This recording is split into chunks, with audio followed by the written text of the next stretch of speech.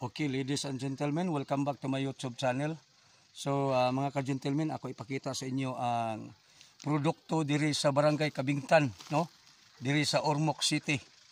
So, ako ipakita sa inyo ang usa ka produkto nga maoy sagad nga palitonon kung dunay mga tawo nga nanginahanglan og magluto og sudan, no? So, kung muhisgot ta karon og mga linat-an, mga pansit, sagad nga palito nato mao nang gitawag og repolyo, no? So ako ipakita sa inyo karon mga ka-gentlemen ang mao nga produkto dinhi sa Kabingtan, usa ni nga produkto nga arang kadaghan ni sa Barangay Kabingtan. Ang pangalan nini mao nang gitawag nila repolyo. So muli karon mga ka-gentlemen, no, tan-aw ninyo ang mao nga repolyo. So mao na ni ang repolyo nga mahimo na siyang duna na siya puso. So duna na siya bula, oh.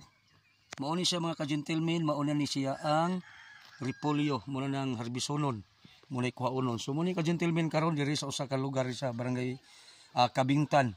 Makita nimo ang produkto nila, usa ka bahin sa produkto nga mao ang gitawag og repolyo.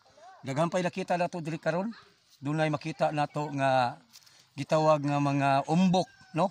So dunay mga umbok nga kung nasiplatan ka ganina, gani dinhi ang dapita karon doon na po'y nasagol nga umbok, no? Kung imong tan-awon mao ni siya ang umbok, no?